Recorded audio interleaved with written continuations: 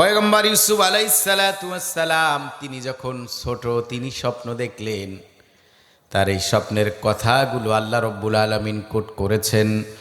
ইন্নী রাআইতু আহাদা আশারা কাওকাবান ওয়াশ-শামসা ওয়াল কমারা রাআইতুহুম লি সাজিদিন।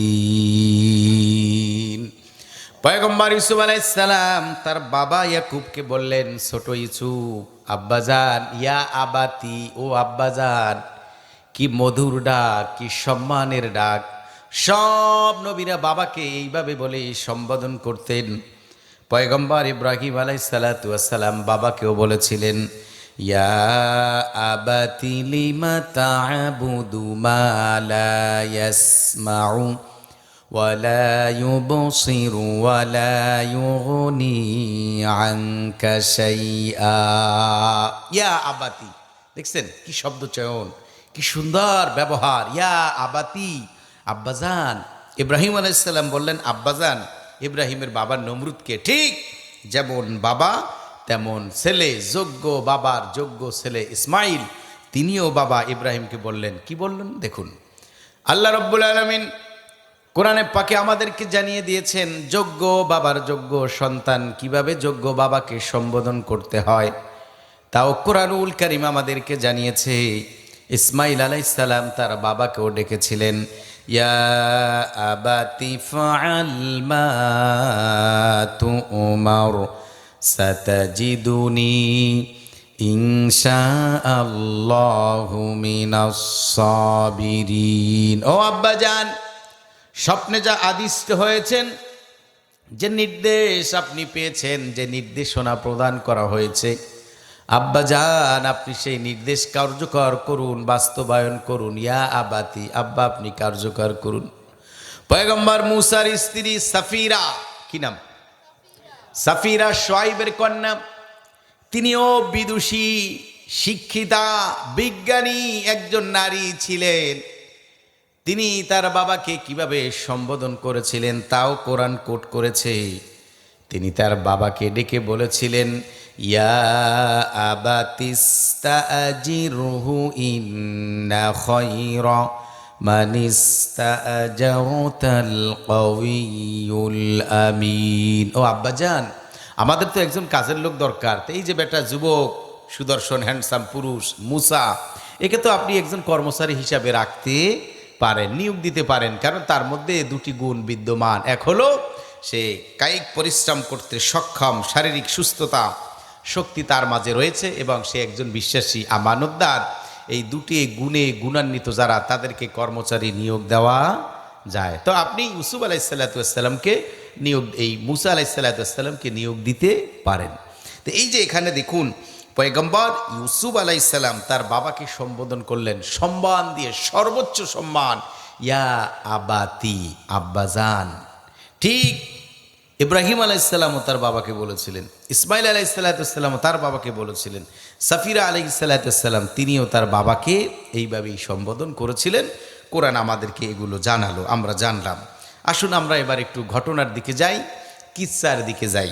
তো তিনি স্বপ্নে দেখলেন। কিসে দেখলেন? একটু কথা বলবেন। কিসে দেখলেন? স্বপ্নে। ভাইরা রে আমার, আমার মা বোনেরাও শুনুন। স্বপ্ন হলো তিন প্রকার। কয় প্রকার? তিন প্রকার। এক ধরনের স্বপ্ন হলো মানুষ যেটা কল্পনা করে, মানুষ যেটা ভাবে, চিন্তা ভাবনা করে। এই ধরনের চিন্তা ভাবনা এটা স্বপ্নের মাধ্যমে দেখে, এই একটা স্বপ্ন। এই স্বপ্নের সেরকম কোনো অর্থ নাই। আর একটি স্বপ্ন হলো এরকম যে যেটা শয়তান মানুষকে দেখায়, যে ব্যাড ড্রিমগুলো আমরা দেখি। তো ভাইরা আমার, এটা হলো আর এক প্রকার স্বপ্ন। তিন নম্বরে যেই স্বপ্ন সেটা হলো মুবাশশারাত, সুসংবাদ। অর্থাৎ এই স্বপ্নের মান হলো ওহী, নবুয়তের মানের। অর্থাৎ নবুয়তের 40 ভাগের 1 ভাগ। কয় ভাগ? 40 ভাগের 1 ভাগ। তার মানে আবার অন্য হাদিসে এসেছে, অন্য বর্ণনায় 45, 50, 60 পর্যন্ত এসেছে। এত পার্সেন্টেজ কেন হলো? 40 হলেই তো হতো। বন্ধুগণ, এ ব্যাপারেও আল্লাহর নবী সমাধান করে দিয়েছেন রাসূলুল্লাহর ভাষায়। শুনুন, আসদাকুহুম রুয়া আসদাকুহুম হাদিসা। যে যত সত্যবাদী, যে যত আল্লাহওয়ালা মোত্তাকিন, তার স্বপ্নের ওই পার্সেন্টেজটাও ওই মানের, তারটা 40%, তারটা কয় পার্সেন্ট? আর যারা একটু এ মানগত দিক থেকে তাদের থেকে কম, তাদেরটা 45, এর চেয়ে আরো কম তাদেরটা 50, এর চেয়ে আরো কম তাদেরটা 55, এর চেয়ে আরো কম তাদেরটা 60। তো বন্ধুগণ, এই যে স্বপ্ন আমরা দেখি, যদি ঘুমের মধ্যে কেউ খারাপ কোনো স্বপ্ন দেখে, আমার মা বোনেরা মনোযোগী হন, শুনুন। কেউ যদি খারাপ স্বপ্ন কিছু দেখে, ওই স্বপ্নের মধ্যে যা দেখেছে এই অকল্যাণ অনিষ্টতা থেকে যদি বাঁচতে চায়, যিনি স্বপ্নে দেখেছেন যা খারাপ কিছু, তার উচিত হবে ঘুম ভেঙে যাবার সাথে সাথে বালিশের উপরে বাম দিকে, কোন দিকে? এখন তো হাদিস শুনাচ্ছি আপনাদের, কোন দিকে? বাম দিকে সে 3 বার থুতু নিক্ষেপ করবে। কি নিক্ষেপ করবে? থুতু। এমন থুতু মারবে না যে বালিশের অবস্থা 12টা, হালকা 3 বার থুতু নিক্ষেপ করবে।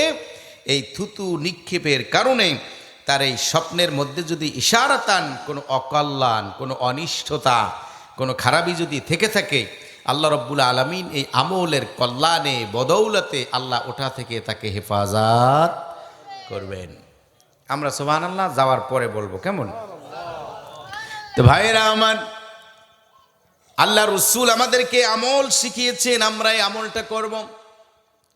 স্বপ্ন এমন হতে পারে কাফের দেখেছে সেটা সত্য, মোমেন দেখেছে সেটা সত্য হয়নি, আবার কাফেরেরটা সত্য হয়নি, মোমেনেরটা সত্য হয়েছে। আবার কিছু মোমেনেরটা সত্য হয়, কিছু মোমেনেরটা অসত্য হয়।